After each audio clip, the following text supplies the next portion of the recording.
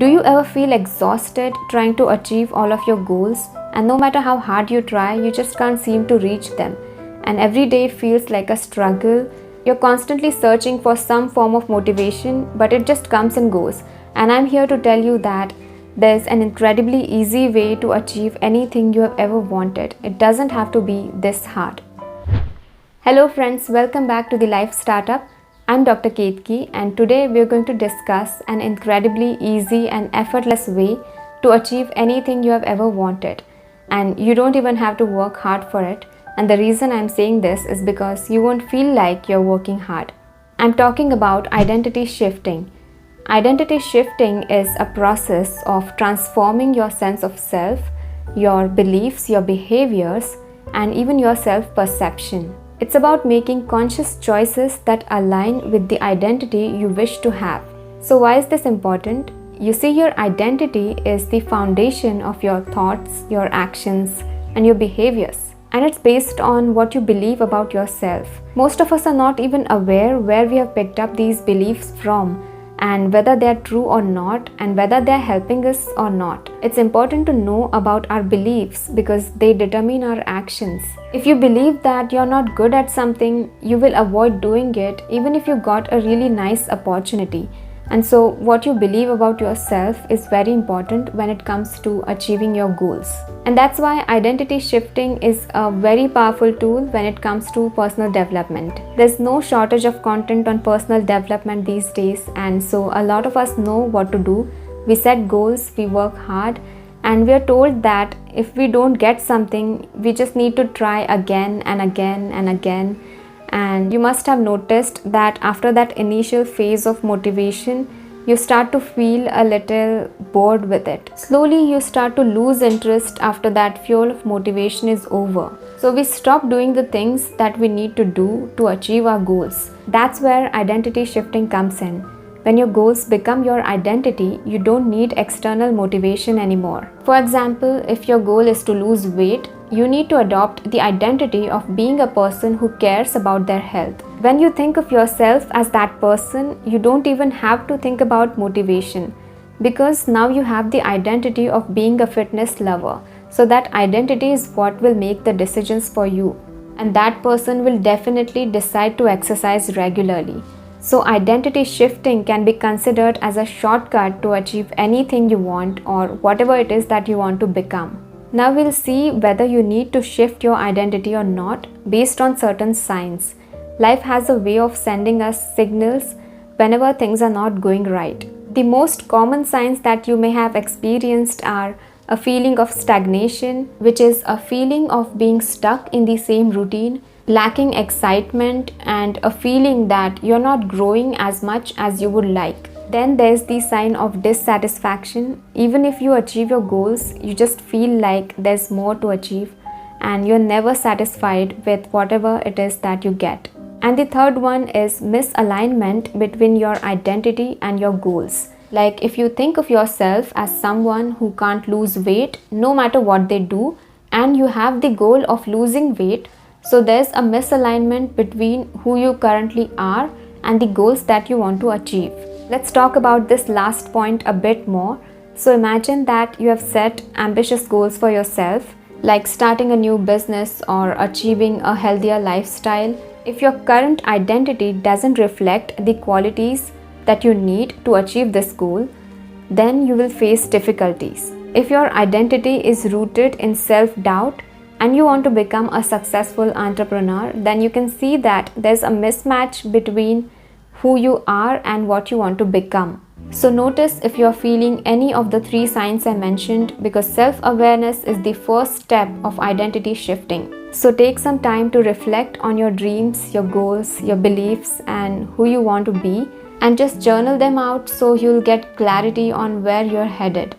Ask yourself some simple questions like, what do I want to achieve if I didn't care about other people? What qualities do I want to see in myself? Who do I admire as a person? If you have role models, you need to see what it is that you admire in them, because that will help you decide what qualities you want in yourself.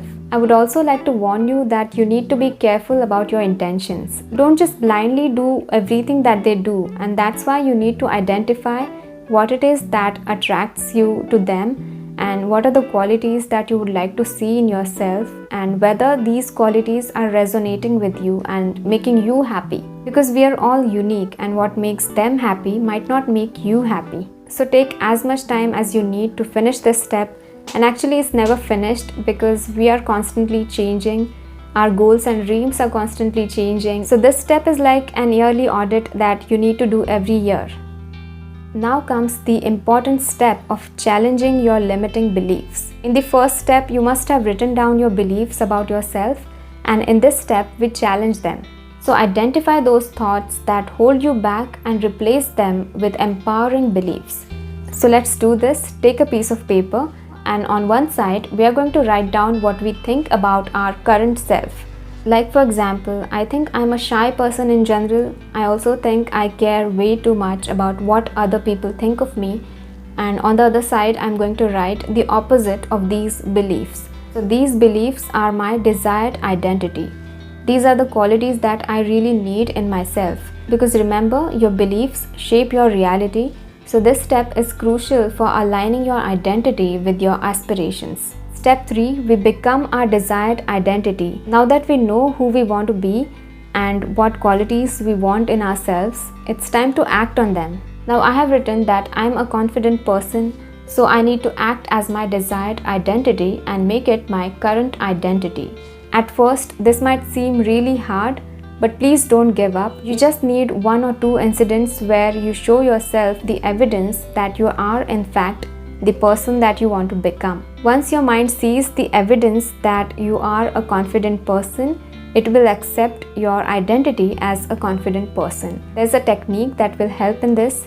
It's a role-playing exercise which can help you feel what it's like to be that person you're becoming. Whenever you're faced with a problem, think about what that person with your desired identity would do in that situation, and you can even structure your day like that person. If your desired identity is to be a successful entrepreneur, see what other successful entrepreneurs do every day and create a daily routine for yourself based on that.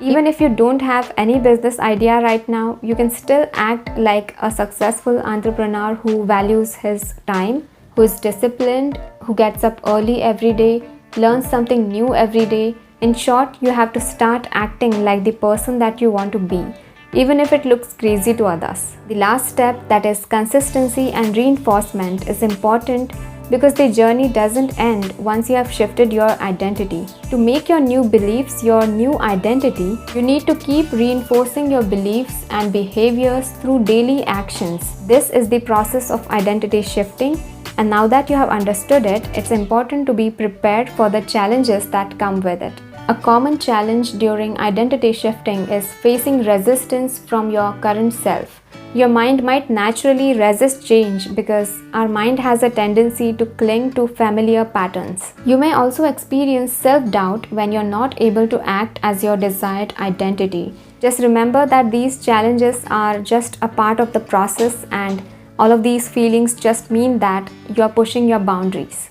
This is when you need to go back to step 1 and remind yourself of the intentions and the reasons why you're undergoing this transformation in the first place.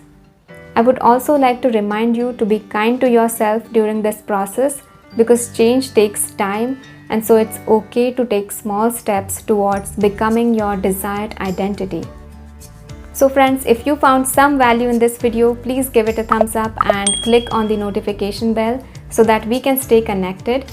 Share this video with others because you never know who it might help. And so I'll see you very soon. Bye.